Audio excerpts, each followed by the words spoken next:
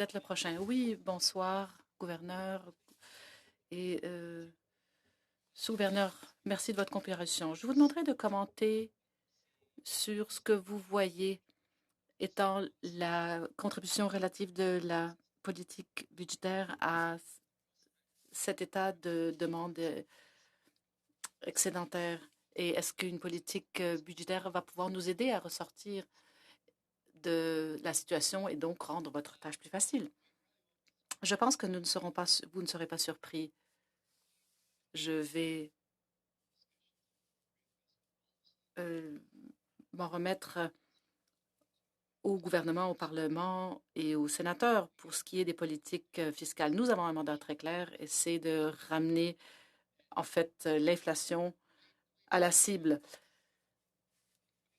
Nous prenons des politiques gouvernementales comme une donne les politiques fédérales, provinciales et tout cela, bien sûr, est inclus dans nos modèles, dans nos prévisions.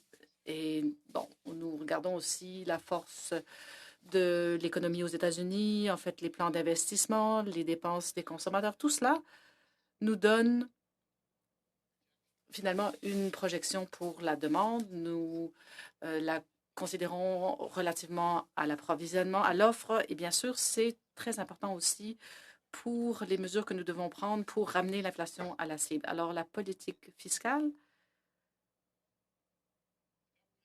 relève du gouvernement, du Parlement et bien sûr, vous jouez aussi un rôle au niveau de l'approbation et dans la discussion des plans et des programmes. Est-ce que vous pouvez commenter la politique fiscale?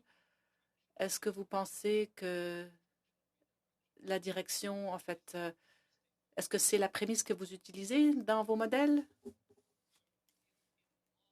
Alors, dans le modèle, c'est-à-dire la politique fiscale, bon, les mesures d'urgence qui ont été prises, bien sûr, sont plus ou moins à la fin. Donc, les dépenses et les transferts, en fait, ont diminué de façon significative alors que nous sortons de la pandémie. Alors, je ne dirais pas que c'est contractionnaire, mais bon, bien sûr, le niveau de dépenses a permis donc à la reprise de l'économie.